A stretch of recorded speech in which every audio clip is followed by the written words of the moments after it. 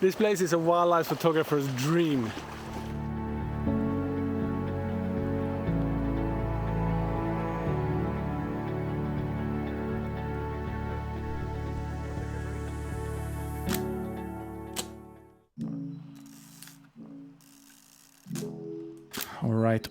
All right. What a journey I'm about to tell you. Let's start with the why. The why is very simple. I've chartered 2 ships in Galapagos for 2025 to run photography workshops there, and I needed to scout. Going to Galapagos is a unique experience in itself. It's the stuff that dreams are made of if you're a wildlife photographer. Because the wildlife photography there is so freaking good, and it's so freaking accessible. This tour that I was on though was a tour for normal people, for non-photographers, and the video here is actually the video that was supposed to have gone out last week.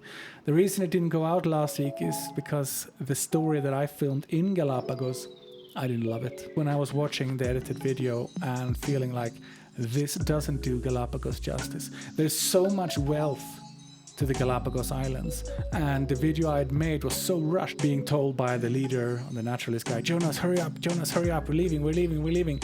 So I didn't have time to film properly, I didn't have time to shoot properly, I felt very rushed. But even having felt very rushed, the portfolio I'm packed with from Galapagos is amazing. I got some incredible shots that I'm incredibly proud of. And we're going to look at those shots today. We're going to talk about the journey, we're going to see some of the B-roll that I shot in Galapagos, and we're going to make it, I think, more real as it was the experience. We're starting with land, iguana. Lots of other animals were, of course, on land, but I've decided only to include one land animal, and that's a gorgeous iguana. Jurassic Park stuff. The iguana is also the first animal that I photographed getting off the Zodiac in Galapagos. I managed within 3 minutes to not only photograph an iguana, but also a pelican. First iguana that I photographed, that very first encounter. I don't think that's the best shot. I got some other shots that I find to be much more appealing. For example, this one where the background is completely blown into smithereens. I love how he is so isolated, and I love the detail in the iguana itself. Even look at this huge cut. It looks like someone took a big bite out of his face. Or this one of the iguana sitting amongst the grass and the flowers. I've got approximately, I think, 700-800 images of iguanas in different shapes, forms, colors. Oh, I forgot to mention the tortoises. Yeah, I got a shot of a tortoise. Tortoises. Like, who would ever come up with a word that you can't pronounce? Tortoises. Anyway, problem was I was sick, and after that I ran to the bathroom. Food poisoning, by the way. Moving straight into the sky. Let's start with the most exciting one, the blue-footed booby. The blue-footed booby is kind of like the logo of Galapagos. And I was quite upset because I didn't think actually that I got any good images of the blue-footed boobies. But it turns out that I did. I shot this particular blue-footed booby landing in the grass and walking around on the first day. I thought those images didn't turn out to be anything, but I actually really enjoy these shots. And I got another shot here of a blue-footed booby standing on a cliffside. Most of these shots are taken at 400mm f2.8 to f5.6, something like that, and basically me using the same lens over and over. I don't think anyone should bring a longer lens than 400mm for Galapagos unless you're into BIF, birds in flight photography, because everything else, even the 400 sometimes, is too long. That coupled with 100 to 400 or 70 to 200, perfection in terms of setup, I think. The next bird that I photographed on my second day was the frigate bird.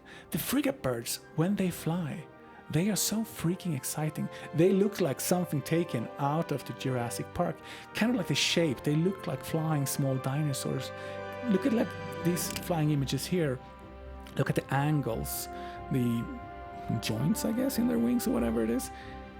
For me, they really spell out. And you can see the males, they have these huge red kind of bladders under their beaks, and they use this to basically puff them up And that's how they call and make themselves pretty for the ladies.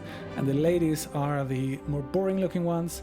And I got some really nice shots of that. Like this one, I don't love the fact that it's from behind, but it's what it is. But the fact that it's a male being successful in courting a lady, freaking love it. I think that's a nice shot for the archive, and I'm looking forward to going back and hopefully I can get the same type of shot but from the reverse, because I would love to have been on the other side of that bird, but there wasn't the opportunity for that. Another really exciting animal is the pelican. They're so ugly but yet so beautiful at the same time. I can't really describe it. The trouble though, I don't really have many shots of the pelicans that I love.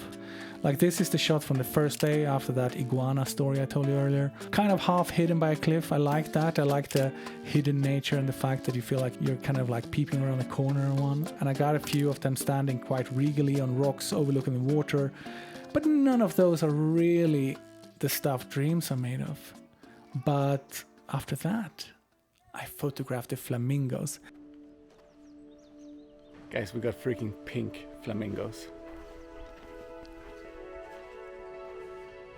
Now that was a true and real experience. These flamingos were so freaking pink.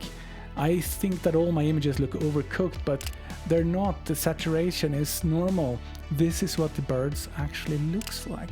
The flamingos, this alien-like creature, this pinkness standing in the murky, greenish, brownish water with reflections from the background, isolated subject. Jesus Christ, I enjoyed shooting that. It was so much fun. And I had 10 minutes and then the naturalist guide told me to move on. Which again is not going to happen on my tour when we go to Galapagos, because the naturalist guide is going to be on the photographer side and not on the general group tourist kind of side. I was so freaking excited photographing the flamingos because I don't know, it's just something about the contrast. It's kind of like the perfect color contrast between these pinks and the greens in the background. Kind of like how incredibly alien-like they feel. Especially look at this image here with the neck. How many turns are there or bends are there on this freaking neck? Flamingos equals fun to shoot. I shot the penguin. This is the first time I see a penguin, and I was very underwhelmed. I think you need to see a large colony to really be wowed by penguins. These penguins were just kind of like standing around on rocks, shitting and being happy. Like, look at this one I caught on the seaside.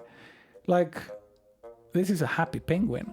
Like, look at the smile. Like, this guy is so fat, happy, lying his own shit and content. It's gorgeous, but there was no challenge in the photography other than trying to hold a 400mm or whatever I shot this at. Stable from a Zodiac, because that's a bit of a challenge. But generally speaking, I didn't love shooting the penguins. As a photographer, that was not super exciting.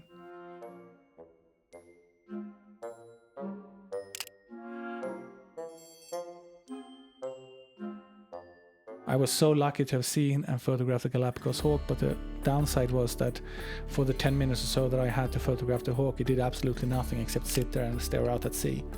So it's kind of like bird in tree shot, and I'm not excited about the background. It kind of like blends in and disappears. I'm really excited for another chance at photographing the hawk, but this journey did not provide that opportunity. Another bird though that I absolutely love to shoot was the yellow-crowned night heron. Love this one. It's so alien-like.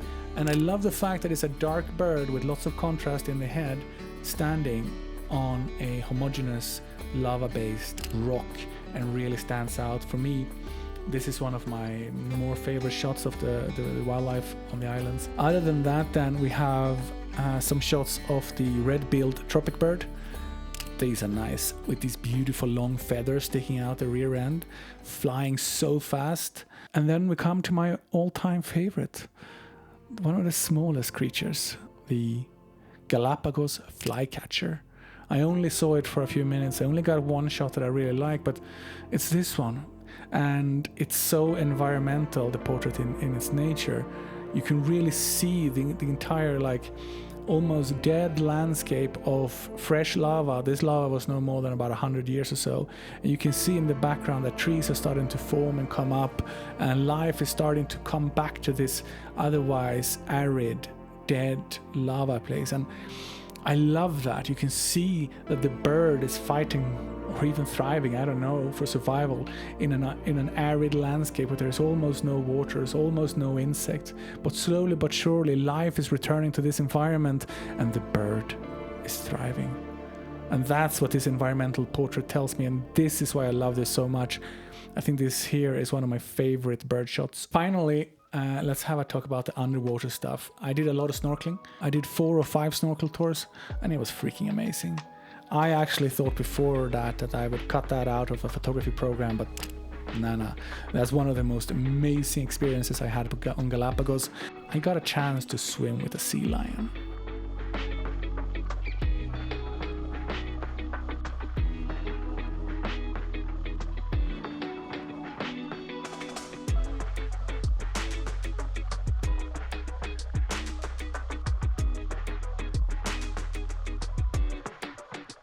He was no more than half a meter from me. Oh my god, what a beautiful creature. Look at his eyes. I got a chance to chase a reef shark because obviously he was much faster than I was, and I was paddling with my flippers as fast as I could just to get these shots. I'm a total amateur with snorkeling and underwater photography, but I freaking loved it. And I saw schools after schools after schools of fish. The snorkeling experiences on Galapagos are out of this world. They are so freaking good, and the water is so warm and delicious. This was a moment, an experience that I'm going to remember for my life. That's how good this was. These little tiny videos and these shots, this doesn't do it justice at all. This journey on Galapagos, just the freaking wildlife, the proximity to wildlife, the experience of seeing species endemic to only this place. And of course, so far, we've only mentioned the wildlife. What about the landscapes? The landscapes, paradise beach after paradise beach, beautiful red, magenta, pink sunsets, golden sunrises. There's so much landscape photography to do. I did a tremendous amount of landscape photography from the ship as the ship was moving. There was like opportunity after opportunity to do really minimalist scenes. I'm saving these images for next week's video because there's so much to tell. The wildlife. Oof, Jesus, I got scared. There's a cat outside the window. You see, scared by a cat. And next week, we're going to do the landscapes, which is going to be a fun video. And after that, I'll be in Svalbard. I'm flying to Svalbard now in 12 days. So literally it's around the corner in Svalbard. An 8-night expedition awaits. And after Svalbard, I go back to Ecuador for 2 weeks and then back to Svalbard again for another expedition, that one with Thomas Heaton and Simon D'Entremont. So, the next 7 weeks, is jam-packed with excitement. And after that, back to Ecuador for a few weeks, and then the summer in the Alps arrives. Anyway, guys, I loved sharing this experience with you, and I hope you had a great time watching these images and this little narration of what Galapagos can be like. And thanks for watching, and I'll see you guys next week.